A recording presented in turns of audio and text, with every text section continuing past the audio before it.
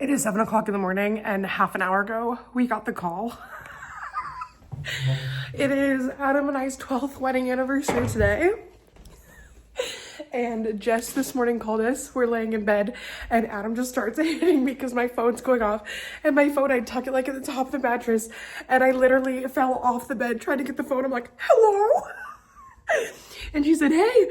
Jess called, she's like, do you want to have a baby today? And she's like, my water broke. No, not my water broke. My labor started. Everything's in God's hands.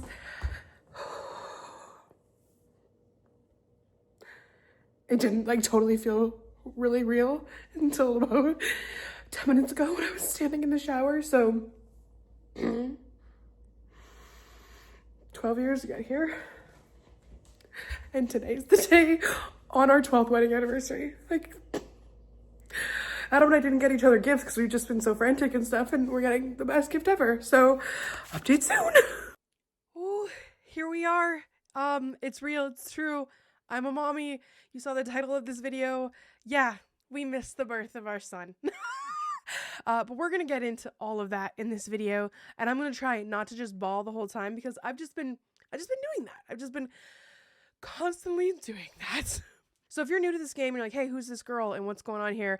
My name is Selena Myers, known as Selena Spooky Boo online, and my husband and I have been dealing with infertility for 12 years. We've lost 2 pregnancies in the past, Ellie and Charlie, and we had given up. We'd given up. We'd gone through everything, found out that I had a eucorneate uterus, found peace. Found peace in the fact that we probably weren't ever going to be parents. Then we linked up with CFC Families, which is a surrogacy agency here in Canada, and they introduced us to Jess, and Jess ended up being just the best, and she carried our sweet little baby. So back in November, Adam and I went through IVF, had eggs taken out. A lot of people always wonder how that works. So my eggs came out and Adam's stuff. Put that together, made an embryo, put it in Jess, and 9 months later, we got to meet our son. Oh my God, just saying that is so crazy. I keep just bursting into tears. It's such and everyone says you'll understand when it happens, but you literally can't understand it until these moments happen.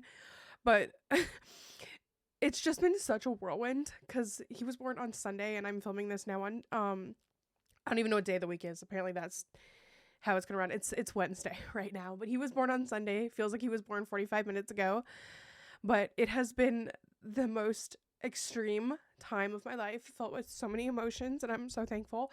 But I want to tell you guys the story because it's insane. Our son's name is Remy, so name drop. It's been on social media. His name's Remy. It's the only name we ever agreed on. We both like such different names, but there was some hardcore hunter dude, and Adam's like, his name's Remy and it's really cool, and I'm like, it's cool, and I googled it and it means oarsman. It's like the oarman on a boat, I guess, from the olden days. I like it and I love it, and I think it really suits him.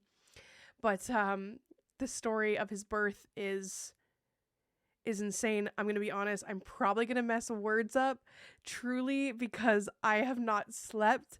I've probably slept 3 hours ever since. Actually, I want to back up.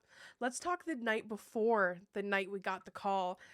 I had food poisoning. I have this I love this restaurant, but I've gotten food poisoning twice, and I just was like, no, I'm gonna be fine. And I ate there, and Chris is snapping me. Chris has been great through all this. And I got food poisoning, and so the night before he came, so Friday night, I was so sick. Oh my gosh. I literally thought I was going to have to go to the emergency room. We honestly at a point thought we were going to call an ambulance. But everything finally started to settle, which was good. The next night, I still wasn't well. I had been asleep for maybe 2.5 hours. It's 6 a.m. because we knew, Jess said, as soon as I start labor, do you want me to call? And I said yes. And at this point, we're past his due date. His due date was August 27th. At this point, it felt like he wasn't real. It felt like he wasn't going to come. We had come to the point to think that he's going to be a September baby. He's not going to be an August baby. So we're rolling into Sunday morning. It's 6 a.m. Okay. It's our wedding anniversary, which I find weird because listen to this. August 31st, 2000 something, we bought our first house. August 31st, 2013, we got married. August 31st, 2025, our son was born. That date is very, very something for us. Very there. Can't even think. I'm so tired, but in the best way. Adam hits me. He's like, phone.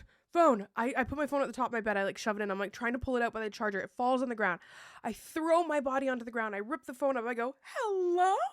And Jess goes, do you want to have a baby today? And I was like, are you serious? And she said, yes, that she had just had a shower because she got up. She felt what she thought was like some contractions. Didn't know if it was Braxton Hicks. She was just going to have like a little shower, see how she was feeling. And lo and behold, things were getting more extreme. So I said to her, I'm like, we're getting ready.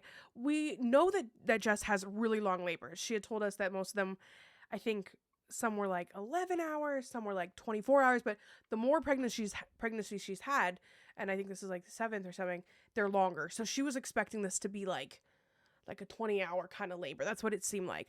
Didn't go that way. So she felt kind of dizzy, and she ended up calling the midwife to come check her, and the midwife wasn't sure if she was going to come and check her because, you know, the history of her past labors and stuff like that, because we were planning to go to a birthing center with a midwife in Markham. That's what Jess wanted to do. So the midwife came to check her, and at this point, it took us an hour to pack up the whole car, get ready, get on the road.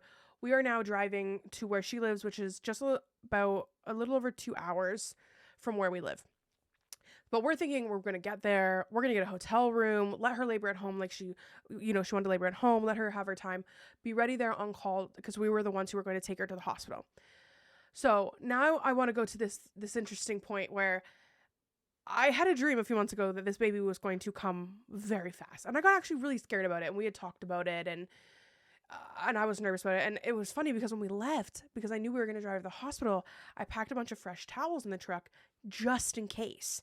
Which I'm sure a lot of people do, but I was like, I need to check. I need to make sure that everything's going to be okay. Oh, wait. Also, I should pause because ads are on a schedule, and I do love this game. So please check this out really quick. Guys, I've been checking out this super cute new game called Paradise Paws, and I think you're going to love it. At first glance, it looks adorable, but the deeper you get, the more mysterious and exciting it becomes. In Paradise Paws, you inherit an animal sanctuary on a mysterious island that has fallen into disrepair. With your best friend Lizzie by your side, you'll uncover secrets, fight off greedy developers, and most importantly, rescue, nurture, and even protect the cutest animals ever. Every merge you make helps restore the sanctuary, and the baby animals you save grow into be your companions. Honestly, it is almost impossible not to get attached. They are so cute. Now the best part, Paradise Paws is totally free to download, ad-free, and offline friendly. So you can play whenever, wherever, without interruptions. And here's something super special, just for you guys. If you're among the first 100 to install using my link or QR code, you are going to unlock an exclusive baby penguin in-game. Seriously, so adorable. So if you're into relaxing vibes, adorable creatures,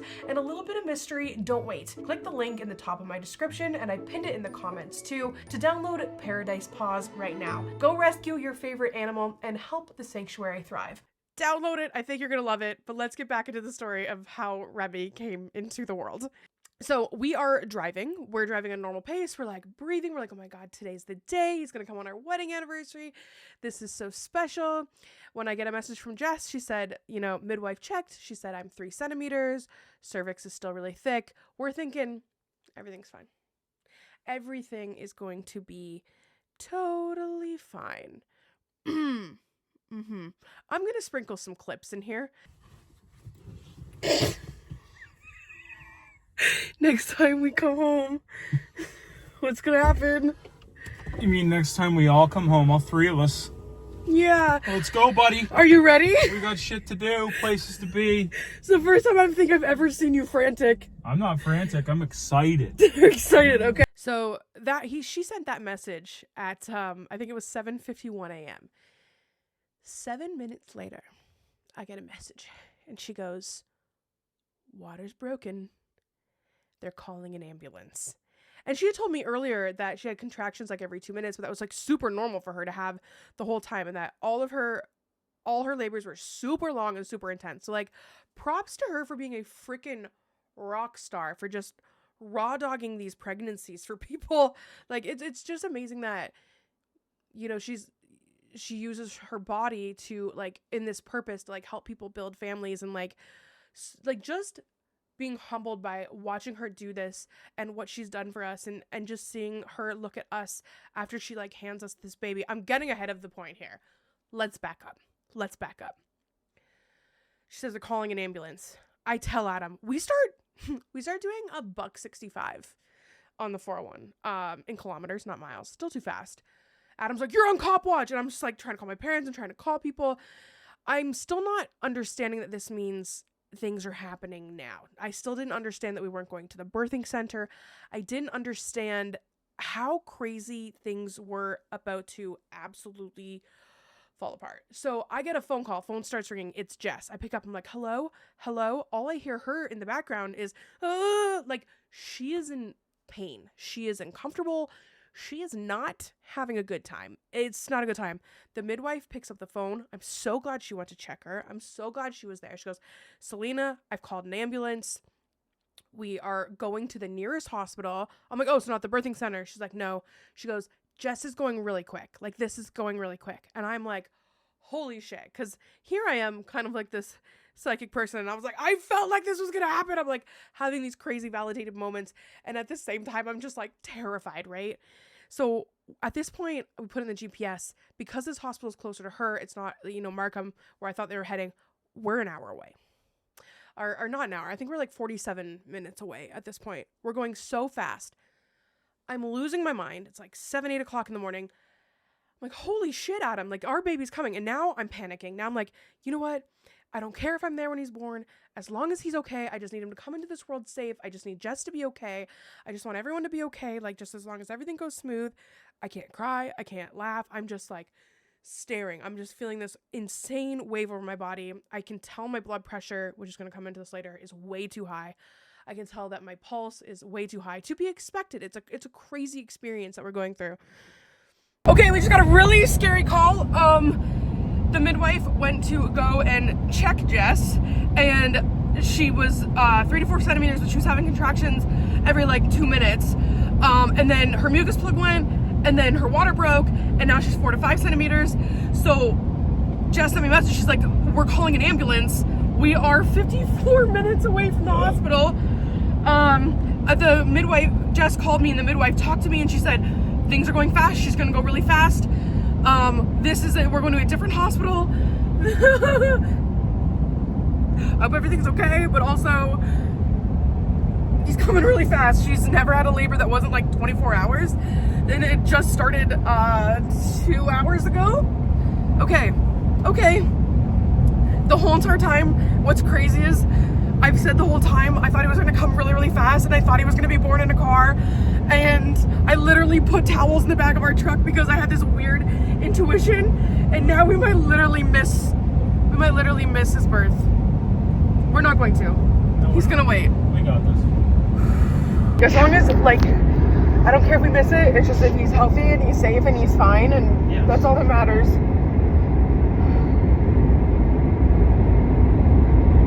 I'm scared. So at this point, all communication has stopped between me and Jess, the midwife. I'm not hearing from anybody. I'm power messaging her saying, I'm so sorry I'm not there. I'm so sorry that I can't support you through this, because my plan the whole time, she had a wonderful doula. She was like the coolest chick ever. But like, I wanted to be there to support her because she's just been through so much, and I just really wanted to be like a wall for her, and to like help her labor through this and help her get through all of this. But it didn't play out that way. And things just started to happen really, really fast.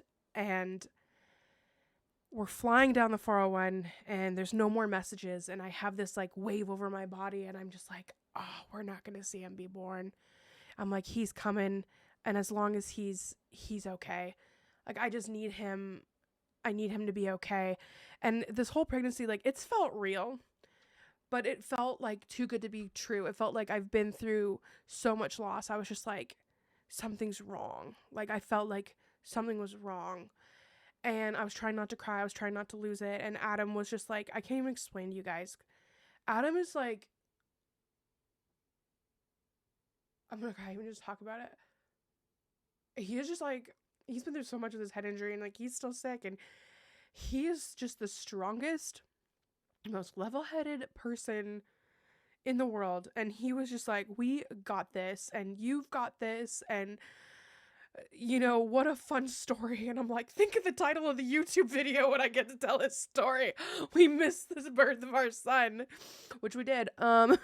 So I have the hospital, which is in Oshawa, and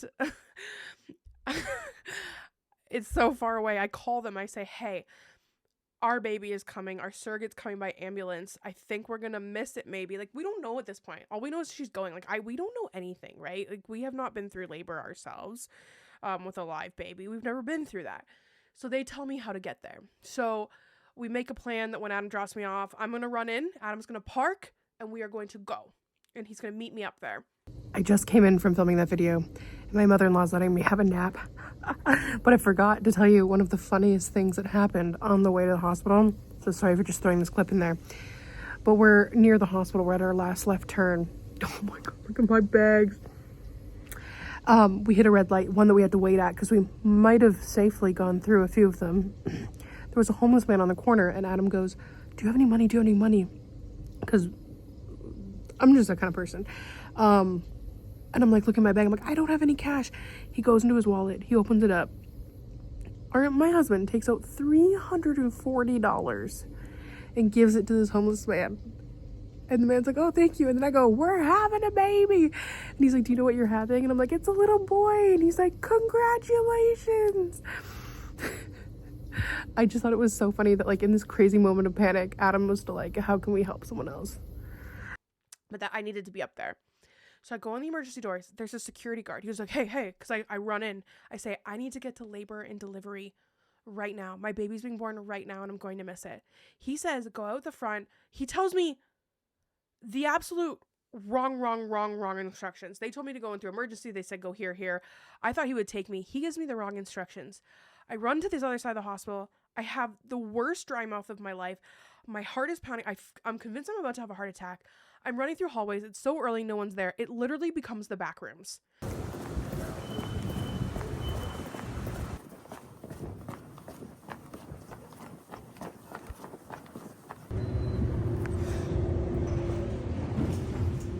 It is endless hallways. I keep going in different elevators, but I must have gotten into some different access area because none of them would go anywhere without a badge. So I'm like hitting buttons. I'm like screaming. I'm like, no, like I need to get there. And I'm just yelling to myself, but nobody's there. And a lot of it is just me running around. So I end up seeing this guy. I go, hey, who are you? He's like, my name's Denise. I'm like, you work here? I'm like, my baby's being born right now. I can't find labor and delivery. I'm like, please take me. He gets me to the right elevator. He tells me exactly where to go when I get there. When I get up to the floor, the doors open. I look. I see the labor and delivery doors. It's like one where you need to like get beeped in. I can see Adam running down the hallway. So in the amount of time that I was lost, he parked and got all the way up to labor delivery. I see him. I start banging on the door. The woman's like, you need to buzz in. I hit the buzz. They open the doors and listen to this. You want to push the buzzer. Sorry. Thank you. Which button?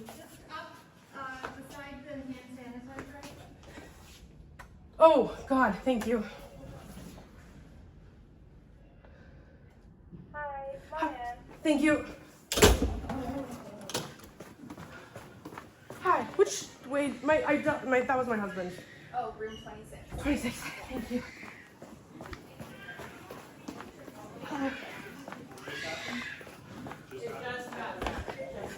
Hey. 3590. Hey. Come see your baby. Okay, just Oh my God. Sorry, hi. Hi. I was so lost. Yes, Wants to have the baby back and pass the baby to his parents herself. Yes, of Yeah, no course. problem. Yeah. 7:15. Is she okay if I just do a set of vitals? Yeah, she'll be fine with that. I want to check on this. I'm so sorry.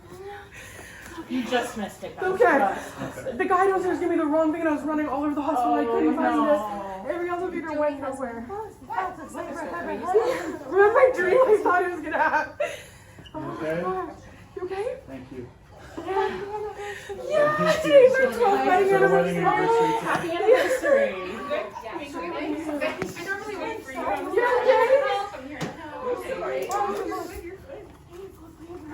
Was it? It was so fast. Oh, but that hurts. Yeah. Oh, I got my. Oh, there you go. He's okay. Good job. Oh my God. Is Good job. How you feel? Crazy? Still hurt? Very surreal, eh? Just like, wow, that went really quick. That was the fastest thing This was ever. the end. just Like, now? just happened. I heard him, so that just cry right now? Maybe like, what time was he born? No, it's I saw you walking and I like slammed on the Oh, door. no. So Adam made it in, and at first he thought he was in the wrong room because he didn't see Jess, but he saw that there was a baby, and he was like, "Oh my God, wrong room!"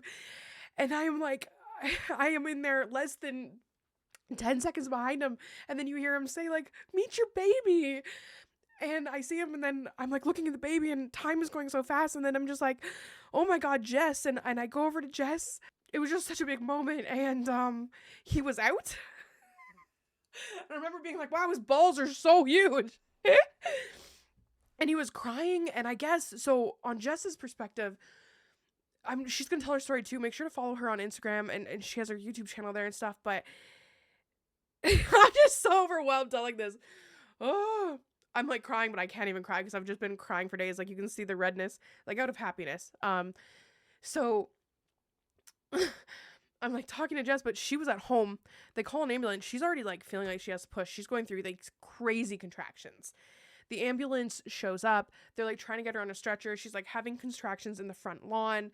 They get her there. She's like asking for an epidural once she gets to the hospital. They're like transferring her from the stretcher to the bed. And she's like, wants an epidural. And they're like, oh no, there's no time. They're getting her hooked up. Baby's heart rate is dropping. So they're like, this baby has to come out right now. Like he has to come out right now. So she is there. The doula made it like just in time. She was there just before the baby was born.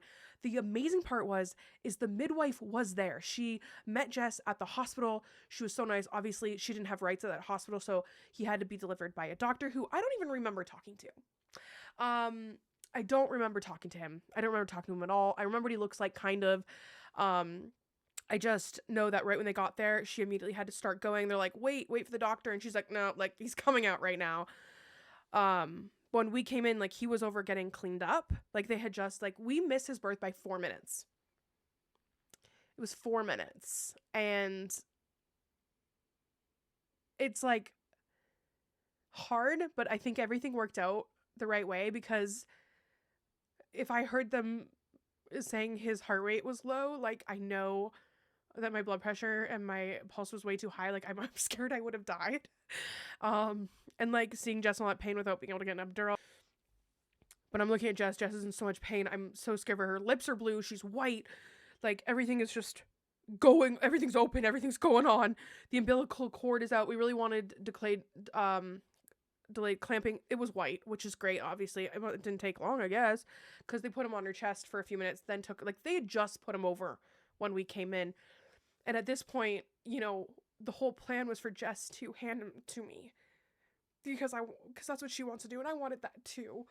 And so they put him on her chest so she could deliver the placenta easier. And I just got to stare at him, and I'm just standing here like this, and I could just feel Adam's hands on my shoulders, and he was just holding on to me, and I felt him like shaking, which is not Adam. And I just remember looking at him, and he was just like enamored, and he just kept going like, oh my God, like it's our baby.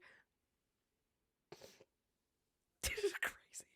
So everything's done and she's feeling better, and she goes, are you ready? And I'm like, yeah, I'm so ready. And she picks him up, and he's so small, and she gives him to me, and I look at him, and he's Adam.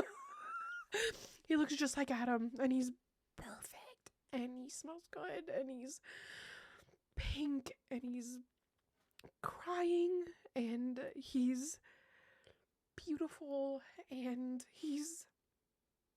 there were so many people in the room, and everyone was so good about us, like everyone was so good to us, and it was such a like a crazy situation. Like I had big baskets ready for these nurses to give them to like go through the labor, and like deal with all this stuff. Sorry. The lights are so bright. I feel like you can't even tell I'm crying. It's kind of nice. um, but none of that was even up. I just had my cell phone. I didn't even have my ID. Like, they weren't being like stingy about it, which was great, because they said like some hospitals can be like kind of weird about it. Because obviously the baby comes in and it says baby, it's Jessie's name because she carried it and she gave birth and stuff, which is fine. But she just hands me this baby and I'm just sitting there and I'm holding him and I'm looking at her and she's looking at us, and I had just never felt so much immediate peace in my life. Sorry, I'm just so used to holding him, but I had never felt so much thankfulness. Because I really gave up on it. And I really thought he wasn't coming.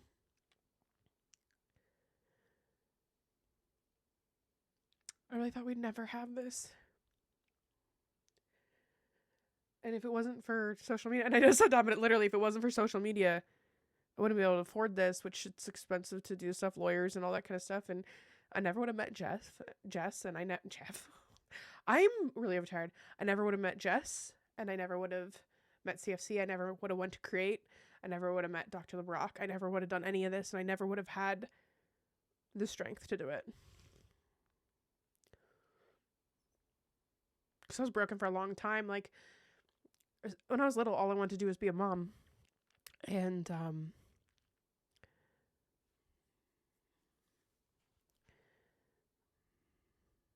I am now. Oh, big stretch. Are you tired? Oh, tired? Oh, tired?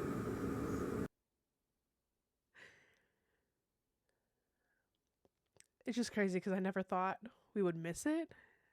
But I'm just glad after everything that he's okay and he's here. But I'm just so thankful for Jess, and she did such a good job. And I've never felt love like this. And I know it's crazy and people explain it and you try to understand it. And I know so many of you guys watching these are parents. But I look at him and I'm just like, this is what I was always supposed to do. I was supposed to be his mom. And I'm going to be the best mom. And I promise that to him. And I want to make a legacy for him. And I want to set his future up. And I want him to be exactly who he wants to be. And I want him to chase every dream. And I don't want him to go through hard things. None of us want that for our children. But like, I just want him to be free. And the world scares me. Like, I come to so much peace with not having kids, and I listen to all the people who don't have kids, which is absolutely valid if you don't want to have kids. But I had it, and I had this moment. It was the middle of the night, and like, I'm gonna be honest, he cluster feeds. He's up about every hour doing 60 meals at 4 days old, and this dude rolls on his side all night. So we have the owlet monitor to make sure he doesn't die. But all I do is sit there and stare at him because he just keeps rolling over. How can a 4-day-old roll over on his side? Oh, it's crazy. Anyways, even in like these throws and these hardest moments, I'm like, I wouldn't change it for a thing. I wouldn't change it.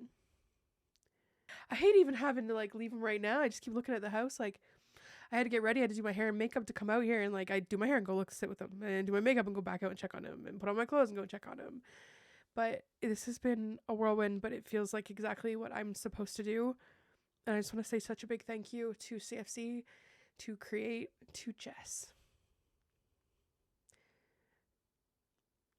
She's done so many of these journeys for people, and she's been through so much, and she has filled the hole that I didn't know was so empty, and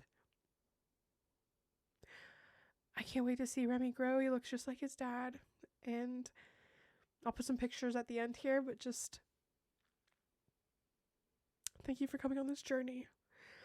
I'm going to show him for now as he's a newborn, but I think as he becomes a person, I don't want to share him because I do want to respect his privacy, and I do want him to, like, I already know his life is going to be different because of my job and stuff, and I want to keep him for us, and I think it's really important for me to still have me. Yeah, I'm his mom, and I'm Remy's mom, and Remy's my baby, but I'm also Selena and Selena's Spooky Boo, and I want to keep making spooky content, but I'm sure there'll be sprinkles of him in there. But right now I'm soaking it in, and I'm overwhelmed, and I'm excited, and I'm in love. So I love you guys, and that is Remy's story, and thank you for being such a big piece of it, big part of it, puzzle piece, and I love you all. Till next time. Mommy's out. Mamacita. I'm a mamacita.